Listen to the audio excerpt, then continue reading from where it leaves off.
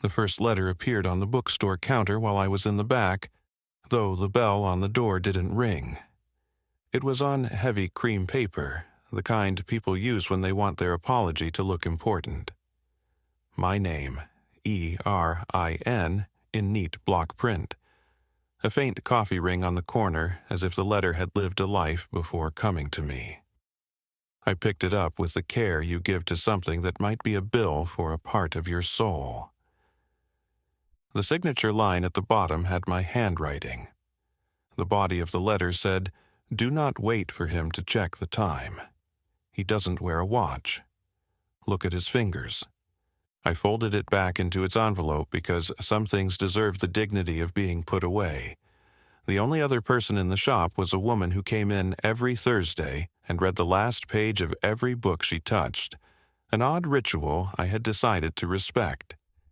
She looked up at me like a child waiting to see if the adult had noticed a trick. "Everything okay?" "Someone left their letter," I said. "I'll put it in lost and found." "Is it dead?" she asked, because sometimes sentences in a bookstore go that way. I put the letter in the drawer with the lost glasses and the one mitten and the wallet that held nothing but a library card. I went back to shelving new arrivals so the world could keep pretending it is new.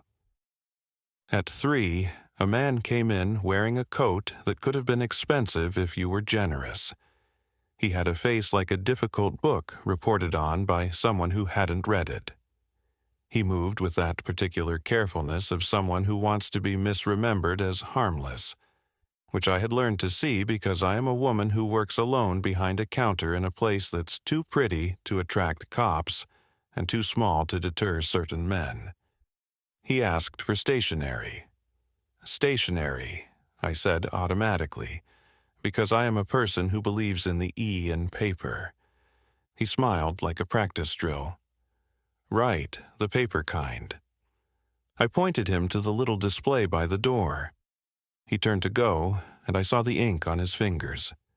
The tips were smudged black-blue, the kind that comes from a fountain pen and a grip too tight. I felt a cold line slide down my neck as if the paper in the drawer had become ice. I stepped back and opened the drawer and read the letter again. "Do not wait for him to check the time. He doesn't wear a watch. Look at his fingers." Looking for anything specific, I asked, bright as a lemon peel. "Thick," he said. "None of that bleedy nonsense. The good stuff." "We have Clairefontaine," I said, and he nodded like a man who knows to approve of that. He chose a pack. He lingered. He asked about fountain pen inks and pretended not to understand the difference between waterproof and not, the way men pretend not to understand condoms in high school. He paid with cash, a crisp 20 the color of someone else's afternoons. He smiled again, wider now, like a kid who's found the game worth playing. "I'll be around," he said, and left. The bell rang. On the counter where the letter had been was another, as if the bell had brought it like a summons. "Do not offer him a pen," it said. "He brings his own." The signature was my handwriting. I looked out the window at the sidewalk. He stood by the bus stop, looking into the store with eyes that said he liked reflections. He raised his hand in a little hello. His fingers were smudged, yes, but also nicked. Little cuts at the first knuckles like paper had bit him, or something had. The third letter arrived after close. I found it under the mat when I flipped it to cleaning day. The paper was damp and smelled like old library. It said, "He will come back when you are counting money. He'll say you forgot a dime. He will make you lean down." I laughed and didn't. I counted the register with the drawer closed and the door locked. The dime was where it was supposed to be, which is to say nowhere. 10 cents is a fiction now. When he came back the next afternoon, he had no purchase. He had a story. "I left my umbrella," he said, and we both looked at the stand where umbrellas go to drink and none of them were his. He touched the little pen we leave by the logbook for our reading series. "This is cheap," he said, smiling. "It walks off enough that buying nice things would be unkind to me," I said. "Unkind," he repeated, like a man tasting a word he plans to pick up later. He leaned on the counter with that friendly posture men have who grew up being told they were charming. He talked about paper weights like a person who could talk about anything if you kept the bowl of attention full. He asked me my name, and I told him because names are cheap until they are not. He said it back slowly, as if it were on his tongue, and he had to get it under control before he spoke again. He touched the letter slot in the old door. "This is quaint," he said. "We get a lot of return to sender," I said. "People don't know who they are anymore." He smiled wider and showed a small wolf tooth I had not noticed. "I find if you write enough, the world tells you." After he left, the woman who reads the ends of books said, "Don't let him write on you." "Is that a thing that happens?" I asked. "Yes," she said, "every day." The fourth letter came on Sunday in a different envelope, a faint scent of something unfamiliar on it, like the perfume of a room you walk through that remembers someone else. It said, "You will think this is from a friend." It is not. It is the opposite. I thought of Claire, who had laughed with me in the break room of the last job when the manager put inspirational quotes over the microwave. Claire texted me, "Reply all disasters in the middle of the night like postcards." Claire was not the opposite of a friend. Claire showed up at the door 15 minutes after I read the letter with a bag of bagels and the particular exhaustion of women who have had to pretend one too many times that a joke did not land on their bodies. "Who is that guy?" she asked. "He was sitting on the steps last night looking at his phone and not looking at it." "Customer," I said. "Don't," she said. "I won't," I said. "You will," she said, not unkindly.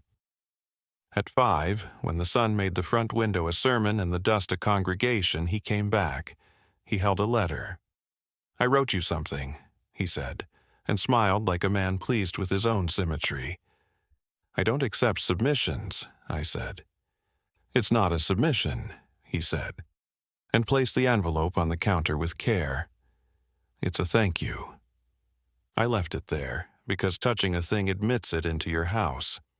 "Thank you for what?" I asked.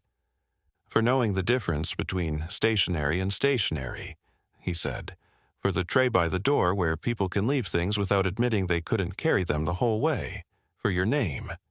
He tapped the envelope once like a blessing and left, the bell giving him the same dignity it gives everyone. Claire, who was still there because I had insisted on seeing her through a long cry without tears, raised an eyebrow. "We read it?" "I think we not," I said, and we didn't. I put the envelope in the drawer. The letters in the drawer seemed to breathe. That is not precise. I'm not a poet, even though I work in a place that sells their breath. The drawer felt heavier. That night, someone pushed something through the slot. It wasn't a letter. It was a photograph. It showed the counter as seen from behind, as if the camera had sat where I sit and watched me. Perhaps on the day I had let my hair pretend it could be different. The photograph had a date in the corner from 10 days ago. The bell had rung that day. The door had opened and closed. I had thought nothing had entered. I called Ruiz because my bookshop is 2 blocks from where she walks, and because sometimes the only way to keep your body from holding all the fear is to give someone else the paper. She took the photo with the tenderness people use when they take your baby while you put on your coat. "We'll keep an eye," she said. "You want a patrol?" "I want to know who writes my handwriting," I said. "I can get you cameras," she said. "Cameras tell you a story, just badly enough you have to believe it."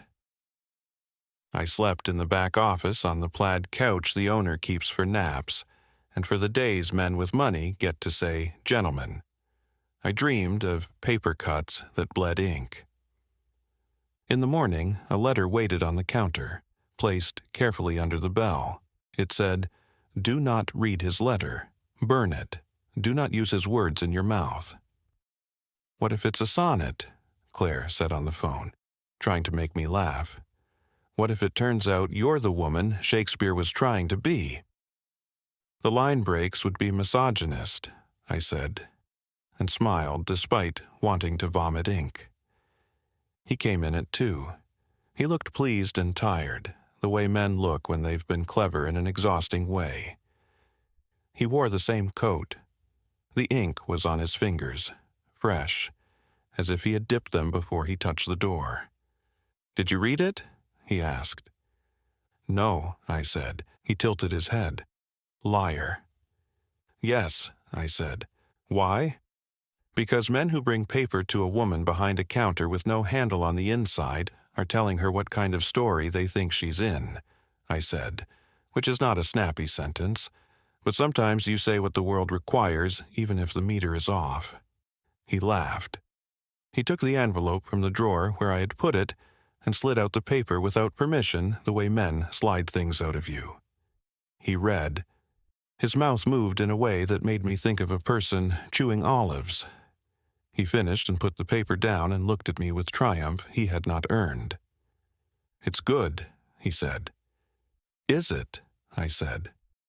"Then why does it use all my favorite words, like a man uses new towels?" He blinked, slow. He tapped the counter. "Do you know the thing about the person in the story who thinks they're writing it?" "Yes," I said. "They're wrong."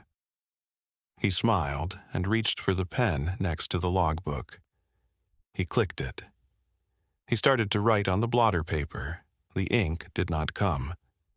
"Cheap," he said again, almost fond. I took out the letters in my drawer. I laid them on the counter, their cream weight, their coffee rings. "I don't know who is doing this," I said. "If it's you, stop. If it's me, stop. If it's the store, please find a different person to haunt." He leaned in with that leaning that aims to occupy more of your air. "It's me, and it's you," he said. "We are making a book." "Then I decline acknowledgement," I said. He laughed and the wolf tooth flickered. He left. Ruiz called that night.